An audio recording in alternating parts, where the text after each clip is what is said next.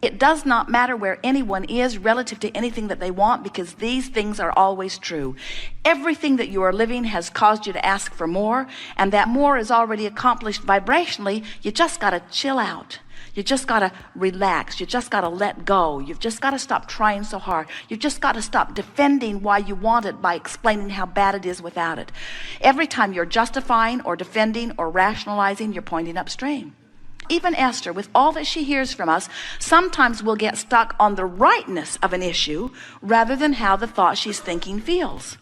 She'll say, oh, come on, Abraham, you got to give me this one. You know I'm right. You know that what happened here was wrong. You know that that should not have been that way.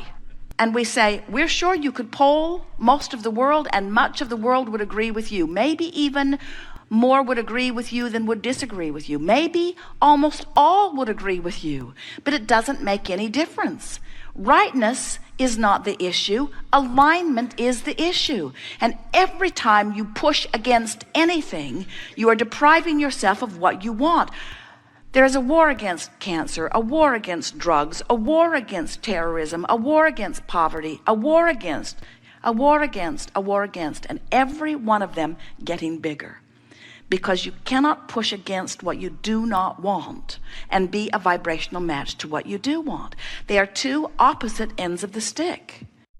There are so many things that you want somebody else to do something so that you can feel better. And we say, friends, you got to give that up. You're living a very conditional love. You're saying that condition feels good to me and that condition feels bad to me. So make that condition more like that condition and then I'll feel better. And we say, what you're doing is sort of sloppy thinking. You're saying, I don't want to ever have to deliberately direct my thoughts. I want somebody to figure out how to control the world so that I can just sort of sloppily look around and most of what I see will make me feel good.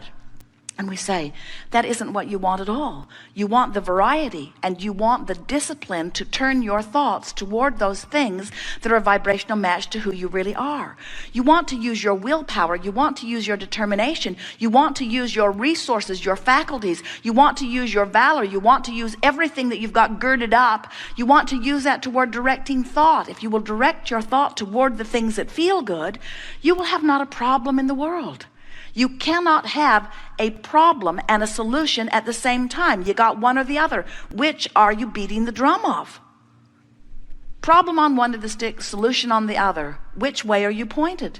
Which way are you feeling for? And so many of you, for some reason or another, have become so defensive in your competitive feeling of those who surround you that it seems as if you need to defend why you want something by pointing out the perils of not having it. And that is the biggest trap that we see happening, especially in your culture today. In your culture today, you have no legitimate excuse for negative emotion. Well-being is abounding in such significant proportion to not well-being that you really have to reach hard to find things to focus negatively upon in terms of the scope of the world. And yet it seems to be the orientation, because you've sort of been trained by your mother or father, who you thought was the resource through which all of your good flowed, that unless you plead a needy case, they won't give up the goods. You're not pleading your needy case to the universe. You're simply extracting from the variety your choice of what you prefer, and the source energy immediately becomes the vibrational equivalent of your preference. And if you're not living it in full-blown manifestation, it's only because what's active within you is something other than your preference. You must be talking about something other than what you want, or you would be living everything that you want. You have to start telling a different story. You have to tell the story the way you want it to be, not the way it is. You have to tell the story with the solution emphasized, not the problem. You have to stop complaining and start appreciating. You have to explain it the way you want it to be, not the way it has been. You have to speak of things as you would like them to be. And in all of this, what we're really saying is, just from where you stand, Reach for the best feeling thought that you can find. Don't try to mimic the bright sunshine lollipop, tuned in, tapped in, turned on, annoying rainbow sunshine lollipop, rainbow good feeling people. They just drive you crazy, don't they? Don't try to mimic them. Just try to feel as good as you can feel from where you are. Because where you are is valid. Where you are is the stream. Jerry and Esther went whitewater rafting last summer, and it was such a glorious day.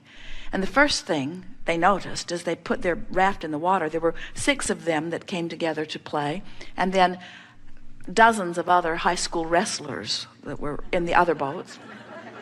But as they put their boats in the water, it did not occur to any of them to turn and paddle against the current. It was so obvious to them that this river was going to have its way with them.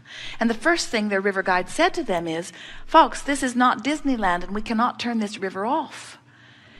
And he made a very good point. This is the same point we want to make to you. You can't turn that river off. You cannot hold yourself against the current of what life has caused you to become. And when you try, you don't feel good. And when you let go, you feel ever so much better.